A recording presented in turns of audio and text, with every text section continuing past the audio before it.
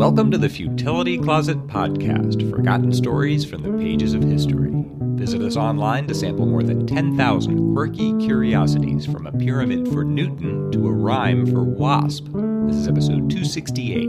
I'm Greg Ross. And I'm Sharon Ross. Ferdinand Demara earned his reputation as the Great Impostor. For over 22 years, he crisscrossed the country, posing as everything from an auditor to a zoologist. In today's show, we'll review Damara's motivation, morality, and techniques, and the charismatic spell he seemed to cast over others. We'll also make Big Ben strike 13 and puzzle over a movie watcher's cat.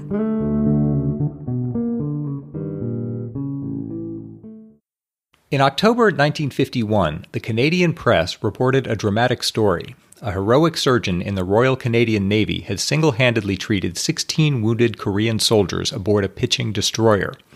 In one case, he had removed a bullet that had lodged a quarter of an inch from the victim's heart. All 16 men had survived, and the doctor, Joseph C. Sear, was being commended by the Navy. The public may have been impressed to hear this, but one person who was absolutely flabbergasted was Joseph C. Sear, who had been practicing quietly from his office in New Brunswick.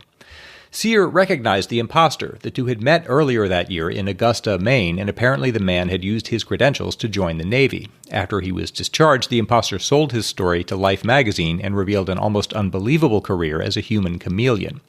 His name was Ferdinand Damara, and he'd been born into unexceptional circumstances in Lawrence, Massachusetts in 1921. He'd had a Catholic upbringing and was devout as a boy. The family were well-to-do, but when he was 11, they lost their money and the bank took their house.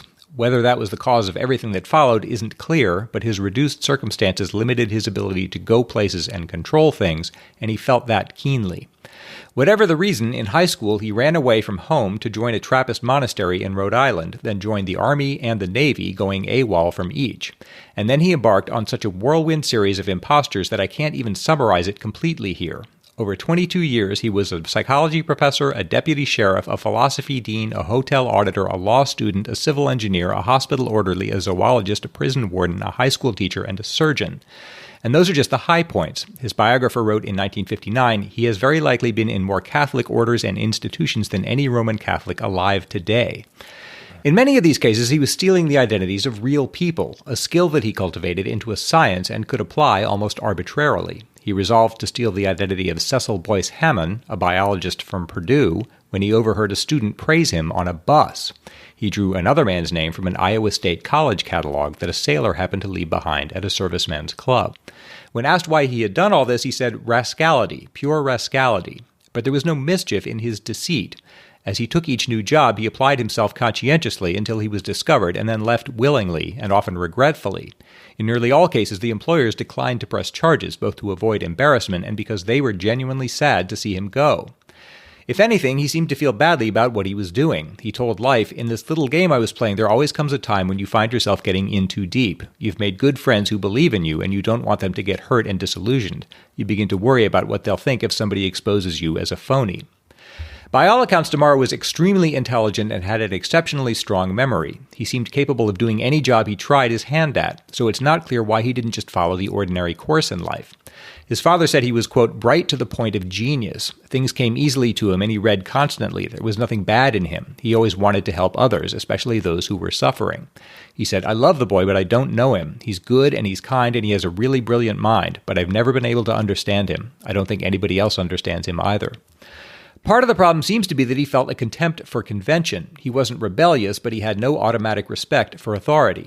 As a young man, he had worked in a home for aged priests in Montreal. He said, "After what I learned and saw there, I never felt uneasy in the presence of a bishop. I felt he was probably no better than me, but just disguised it better and had better connections."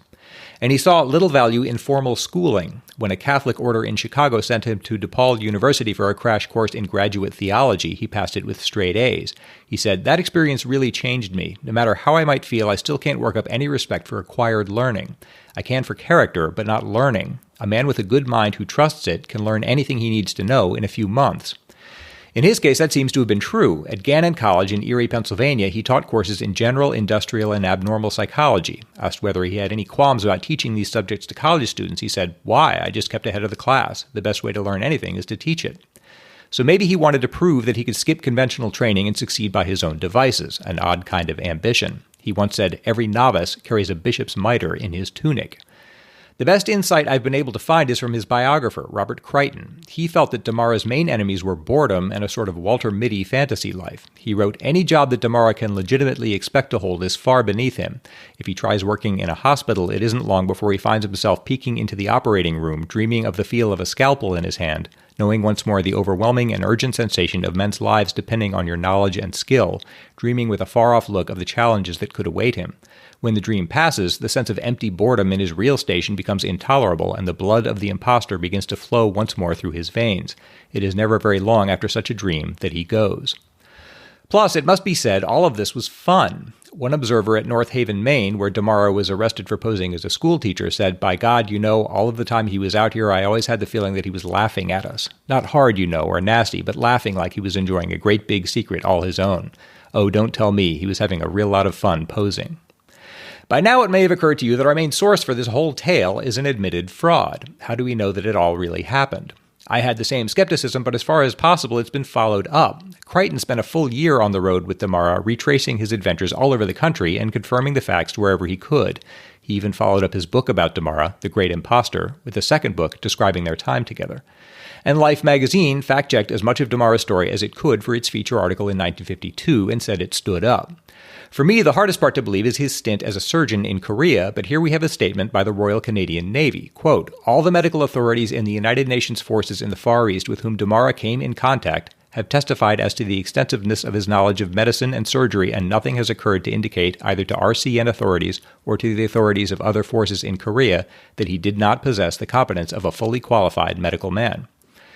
It seems he could learn anything quickly, and 20 years of serial imposture turned him into an expert in human deception. One surprising principle that served him well is to tell as little of the truth as possible. He said, "I am a superior sort of liar. I don't tell any truth at all, so then my story has a unity of parts, a structural integrity, and this way sounds more like the truth than the truth itself." Two of his maxims were, "Nothing is more vulnerable and unreliable than the truth," and "As long as a lie seems like the truth, it works like the truth, and thus it becomes the truth." He worked this idea into a rule he called Damara's Law for Passing, or the Invisible Past. He said, "Almost all imposters I have found cut out a picture of what they think they should look like, and then they begin piling up mounds of plausible-sounding information behind that silhouette. Say they're supposed to come from Saginaw. What do? They learn the name of the high school, of some streets, all sorts of information. When someone mentions Saginaw, they leap right in, spouting information left and right. This, they feel, proves they must be genuine. But I say, once they mention anything definite, they're now on record. I never mention anything. Don't be too obvious about not mentioning anything, but always leave them with a shadow. If you meet someone who does come from Saginaw, you've got to change the conversation or let him do the talking, which, if you lead him the right way, he will do. It really works. Wherever I have left, people are always suddenly amazed to find they don't know one damn thing about me, where I was supposed to come from and have been, although they all thought they did, that is, until the police began asking for specifics. This good-natured evasiveness served him well even in professional situations. Crichton once asked him how he was able to fool his fellow faculty members when he taught at a university. He might be able to fool the students, but how did he convince specialists that he knew their subject? Damara said, "Never win an argument." If someone challenged him, saying, "Why, Descartes never made any such statement," Damara would say, "He didn't? Well, what's your version, doctor?" Then when the explanation came, he'd look enraptured and say, "I never really thought of it that way before. Would you mind very much if I made a few notes?" The colleague would come away thinking of him as perceptive and open-minded, and Damara would just go about his business. In the Canadian Navy, he was able to pose as a doctor by getting a senior medical officer to help him unwittingly. He went to him and said, "I've been asked by some people to work up a rule-of-thumb guide for the people in lumber camps. Most of them don't have doctors handy, and they're pretty isolated. Could we get together a little guide that would pretty well cover most serious situations?" The officer liked the challenge and spent 2 days putting together a guide for the amateur diagnostician, and Damara just followed that for the rest of his Navy career. He prescribed a lot of antibiotics, and if that didn't work, he'd maneuver the patient to one of the 6 or 7 other doctors and say, "What do you think of this one, Bill?" That doctor would give his own opinion, and Damara would always take it. Generally, he said that in posing as a doctor, he found that many cases simply resolve themselves. He said, "The seriously sick know they're sick, and so do you. Those you send to a hospital. The rest are all going to get better sooner or later, and anything you do for them will seem right, and because they think you're a doctor, they'll automatically feel better." In many cases, he assumed the identity of an existing person, and that meant assembling a collection of official documents. He learned to interview influential people and steal some stationery when they weren't looking. Then he could write official-looking records to document his identity. He turned ordering a college transcript into an art. He told Life magazine, "Believe it or not, if you give me 10 days, I can produce a complete transcript of anybody's college record." The key was to approach twice. First as what he called an innocent bumpkin, sending a simple letter on ordinary stationery in which he naively requested the transcript directly. He'd follow that up with what he called official paper, writing to the college registrar on stationery that he'd stolen from some hiring authority. This pattern looked so convincing that no one thought to doubt it. He said it makes it easy for the person being requested to comply. By the time you make the actual pitch, they aren't surprised. They're sitting around waiting for it. In general, he found it paid to be audacious. If he was asked to list a reference, he said, "I have always found it pays to use the biggest names. People are reluctant to bother important people on routine matters, and they don't expect a fraud to use such obvious names." Similarly, if he wanted a job, he'd write to the head of the company. He said, "Always go to the top, where they can make decisions where they are accustomed to make decisions. They not only work fast, but they don't have second thoughts about how someone up there might like it. They're far more liberal and understanding up top in any organization. They hire the underlings to protect themselves." Once inside, he had two core principles. One was that, quote, "In any organization, there is always a lot of loose, unused power lying about which can be picked up without alienating anyone. The second rule is that if you want power, you should avoid encroaching on the domains of other people. It's better to start new projects on your own. Don't try to advance within a committee, start a new one." He said, "That way there's no competition, no past standards to measure you by. How can anyone tell you aren't running a top outfit? And then there's no past laws or rules or precedents to hold you down or limit you." He called this expanding into the power vacuum. When people did begin to suspect that he was a fraud, he fell back on the principle that the burden of proof is on the accuser. His doubters would have to prove that he wasn't who he said he was, and he would feign outrage at being doubted. He said, like the famous Marshal Foch, whom my father admired, "My left is under attack, my right is crumbling, the center cannot hold. Excellent, I attack." That's my theory, too. He said he wasn't caught more often because even when people grew suspicious, quote, "they don't want to be unnice. Most Americans would rather be liked than right." It must be said, too, that he seems to have had some special appeal or charisma that let him get away with all this. During their time together, he even proposed to deliver Robert Crichton's baby to spare him having to pay for his own doctor. He said he delivered babies in the past for Navy personnel. Crichton found himself strangely compelled by the offer and put it to his wife, who pointed out that Damara didn't have a medical license. Crichton said that he hadn't had a license in his earlier medical career either, and added, "It's just that, well, it means so much to him." She said she wouldn't consider it, but Crichton found that he put off breaking this to Damara to avoid hurting his feelings. They did allow him to babysit their daughter when she was a toddler. For someone who spent 2 decades deceiving people, Damara came away with an astounding amount of goodwill. When he was arrested in North Haven, Maine for posing as a high school teacher, a delegation from the community pleaded for him. He'd even served as a scout leader and Sunday school superintendent during his time there. The state police officer who arrested him said, "This guy didn't just assume the names or the titles like most imposters. He lives the lives and does the jobs." Even the judge seemed to agree, telling Damara on each occasion, deliberately or otherwise, "You were doing some good." He was found guilty of getting his teacher's certificate dishonestly, but given a suspended sentence. A fellow teacher said, "I hope Damara can come back. After all, what has he done but use someone else's name? And all the good he has done must certainly outweigh the bad." But Damara refused to go back. He said, "I wouldn't want my children to be taught by a known imposter." The only jail term he ever received was 6 years in the brig for deserting the Navy, and that was reduced to 18 months for good attitude and behavior. His rehabilitation was considered so effective that the Army dropped its desertion charges as well. O.B. Ellis, the head of the Texas prison system where Damara had masqueraded as a deputy warden, said, "I can't deny it, and I don't see why I should. B.W. or Damara, or whatever it is you call him, was one of the best prospects ever to serve in this prison system. His future was bright, if not almost unlimited. I can say this, if he could only appear again with some legitimate credentials, and somehow this past was wiped out, I'd be proud to hire the man again." Some of Damara's good deeds show their effects to this day. At the Brothers of Christian Instruction, where he presented himself as a zoologist in 1951, Damara had pressed the school to expand its junior college into a full-time formal 4-year college. They did, and it still exists, operating now as Walsh University in North Canton, Ohio. Damara pointed out that even the revelation of his misdeeds might have done some good. He told Crichton, "I don't mean to be boasting, but my lurid example has been instrumental in getting colleges and businesses to change their sloppy ways of handling confidential information and records. In other words, your privacy and your records are safer today because of me."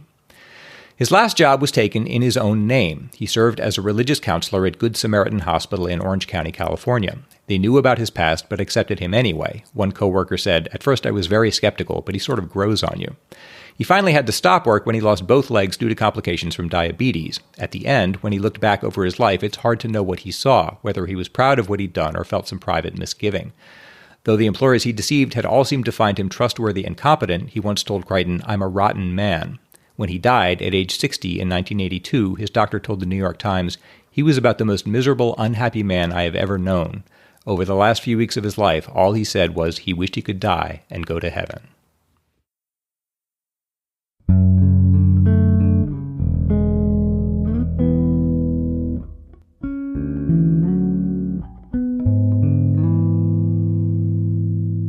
In episodes 253 and 260, we discussed how tweets and other electronic communications can travel faster than the seismic waves of an earthquake. Karsten Hammond wrote, "Thought you would be interested in this tangential riff on the whole earthquake/Twitter issue." And Karsten sent a link to a Londonist video from 2014, which shows a woman named Vicky Pipe standing on Westminster Bridge to test the theory that you can hear the chimes of Big Ben faster on an FM radio than in real life. There's a BBC microphone in the tower next to Big Ben, and since radio waves travel faster than the speed of sound, in theory, you should be able to hear the chimes just a bit sooner on the radio than you would hear them using just your ears. At the time of the video, Radio 4 was broadcasting the first bong of the chimes live at 6 p.m. and midnight, so someone standing on Westminster Bridge with a radio could test the theory for themselves, as Pipe did, and laughingly discovered that she could indeed hear the bong a split second sooner on the radio. Unfortunately, if anyone would like to test this out for themselves, extensive repair work was started on the clock tower in 2017.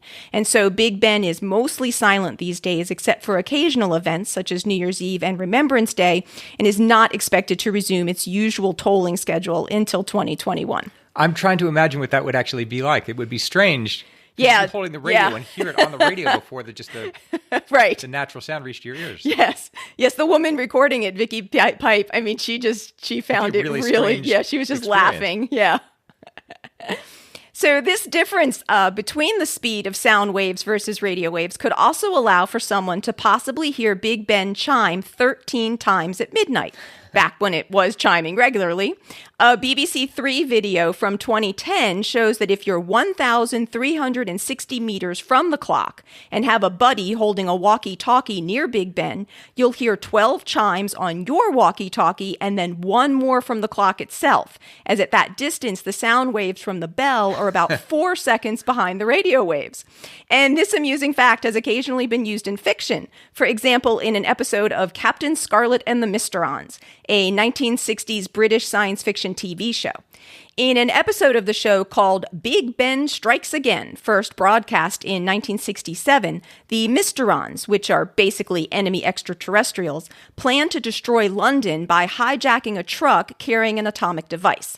The truck's driver, who was unconscious during the hijacking, awakens not knowing where he is, but he hears Big Ben striking midnight on his radio and he hears 13 bongs instead of 12. And this anomaly turns out to be a crucial factor for discovering the location of the atomic device, which the Mysteron set with a 12-hour detonation countdown, as you do when you're planning to blow up a city and you want to make for a suspenseful episode of television. That's a fantastic idea, though. Isn't it? I mean, it works with the story, but just the idea of hearing 13 bongs. Yeah. And I came across like a Sherlock Holmesian kind of story about a woman who was kidnapped. And in a recorded message to her family, she mentions that she's so scared that she actually thought she heard 13 chimes of Big Ben on the radio at midnight. And Sherlock Holmes II uses this information along with some other clues to help figure out where she's being held. That's really clever.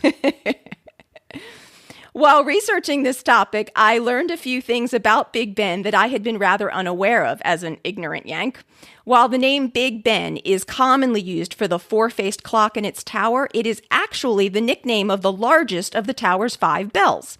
The enormous bell, which it is believed was originally meant to be called Royal Victoria, is officially called the Great Bell. And there are a couple of different stories about where the name Big Ben came from, but no one actually knows for sure. The tower that houses Big Ben and the gigantic clock was officially named, not too surprisingly, the Clock Tower, but was renamed the Elizabeth Tower in 2012 in honor of the Queen's Diamond Jubilee.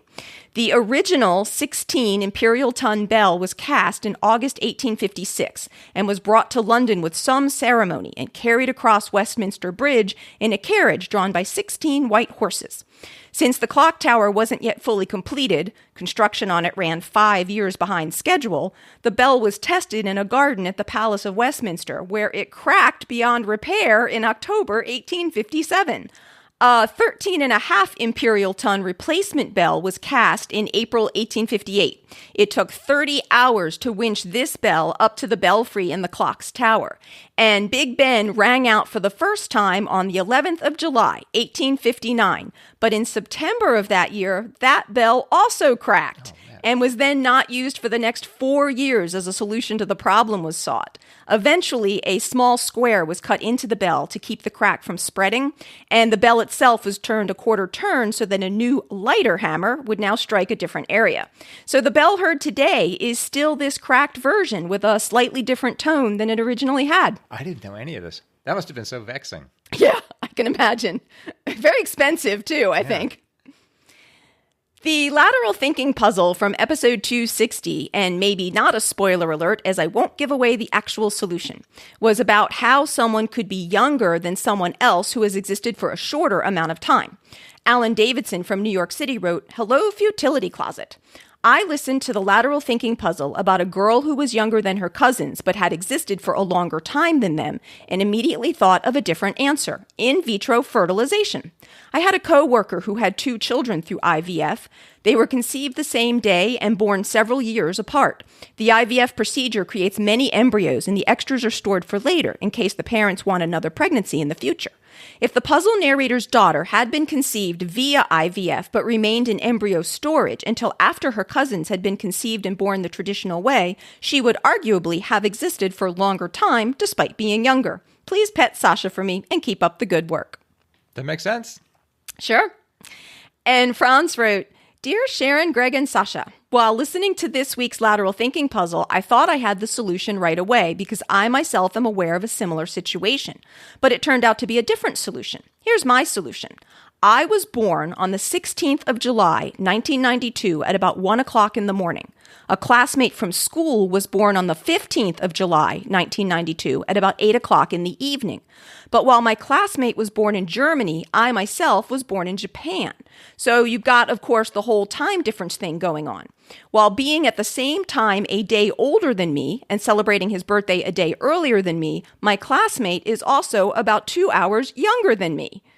And that works out because Japan is 7 hours ahead of Germany. So when Franz's classmate was born in Germany on the 15th at 8 p.m., it was currently 3 a.m. of the 16th in Japan, or 2 hours after Franz's birth, making the classmate both 1 day older and 2 hours younger than Franz, depending on how you reckon it. That makes a great puzzle in itself. That would make a great puzzle in itself. And I wondered about people who are like, they're born in one country but moved to another in a completely different time zone, and then your age is always a little bit off. And I wonder if there might be like legal implications, like when it becomes super important if you're actually 18 or not, if you commit a crime or something like that. Yeah, you could imagine situations that'd be really important. And Ashley Eastman, who says that her last name is pronounced just like the inventor George Eastman, and yes, my elderly grandfather is confident we are related, wrote about another topic from episode 260, that of a listener who had written in about her cat that could open doors. Purrs and headbutts to Sasha. Listening to the listener mail on episode 260 brought a smile to my face. My family had a Siamese mixed cat named Sammy. One day, a few years ago, my family and I came home from vacation. We pulled up to our house and discovered that the front door was opened. Dad went in to see what was up, and nothing, no one inside. Well, except the cat. We unloaded and brought everything in and shut the door but didn't lock it. Then lo and behold, we watched Sammy the cat jump and hang on the lever-handled door and open it. Dad got to change the doors to regular knobs after a few more times of the door being opened by Sammy. We are coming up on the 1-year anniversary of his passing over the Rainbow Bridge. Love you, Bubba. Thanks for bringing a tearful smile to my face. Losing a pet is always so hard, and Sammy sounds pretty special.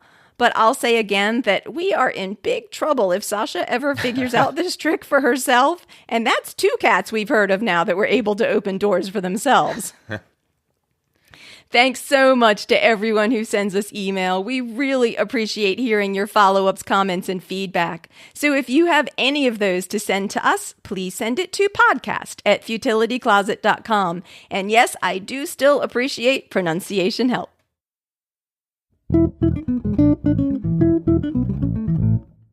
It's Greg's turn to try to solve a lateral thinking puzzle. I'm going to give him an interesting sounding situation, and he has to try to work out what is actually happening by asking yes or no questions.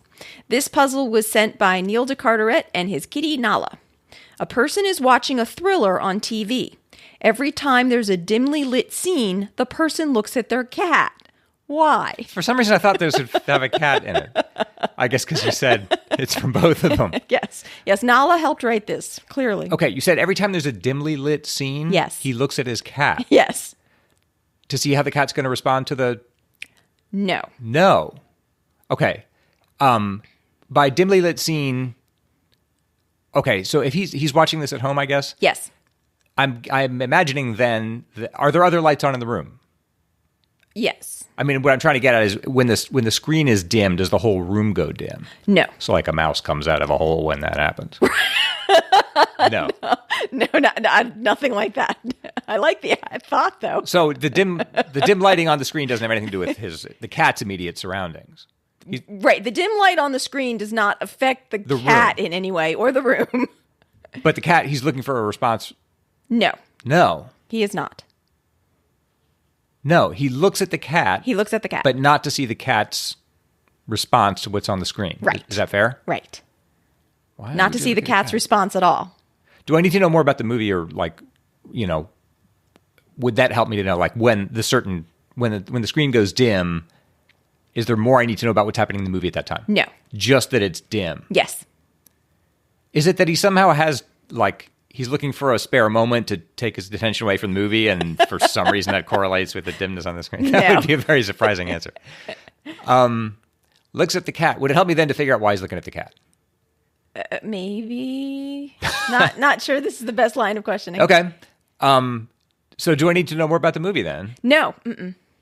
Did you tell me what kind of movie it is? It's just a movie. He said it's a thriller, but it's... Is that important? No, it's just... It's a movie that has some dimly lit scenes. Is he just diverting his attention from the screen because he doesn't want to see what's on it? No. Do I need to... All right. Looks at the cat. Is the cat alive?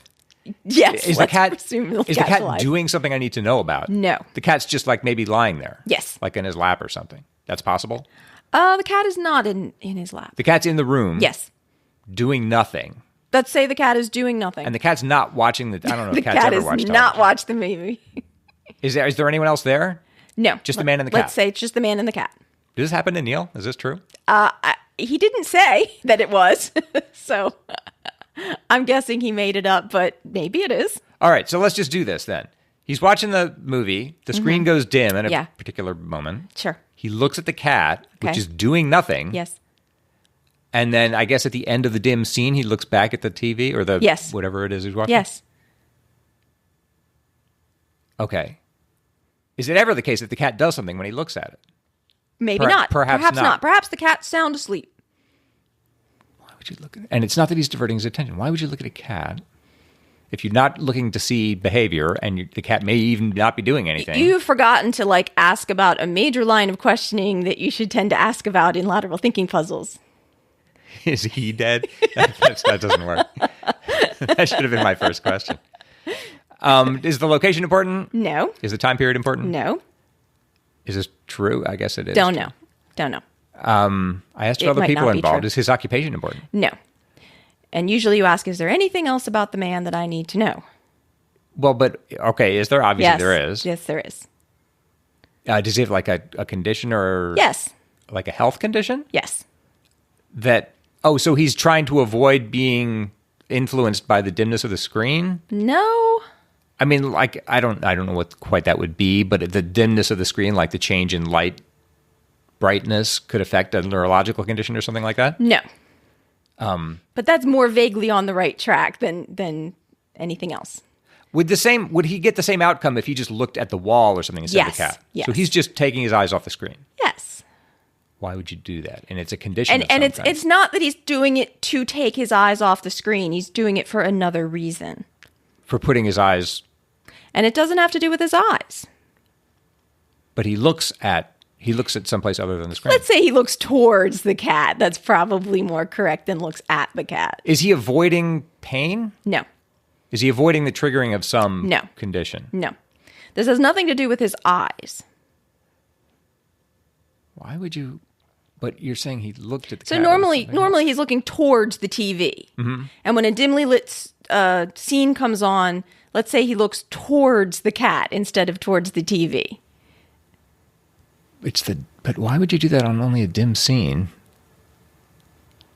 And it has to do with some of his abilities not being up to everybody else's or more typical people's. Is it that he? No, it doesn't make any sense. That he's not able to discern what's on the screen when it's too dim? Not that he can't, but there's some things that you just can't discern as well on the screen when it's too dim. Colors? No. Motion? I mean, what else is in a movie besides moving shapes? You can't see people's faces as well when the scenes are dim. So he's just diverting his eyes so he can listen better? Yes. And to distinguish who's talking? No. He's deaf in his left ear and relies on lip reading when he can see the actors' mouths, but when the scene is dark, he turns his head to the left so that his right ear is towards the TV so that he can hear better, and the cat just happens to be on his left. That makes sense. Thanks to Neil and Nala for that puzzle, which indirectly involved a kitty. If anyone else has a puzzle for us to try, animal involving or otherwise, please send it to us at podcast@futilitycloset.com. That's our show for today. If you would like to become one of the awesome supporters of our celebration of the quirky and the curious, and check out some bonus content like outtakes, extra lateral thinking puzzles, more discussion on some of the stories, and updates on Sasha, our non-door opening feline, please see our Patreon page at patreon.com/futilitycloset or the support us section of the website at futilitycloset.com. While you're at the site, you can also graze through Greg's collection of over 10,000 bite-sized distractions.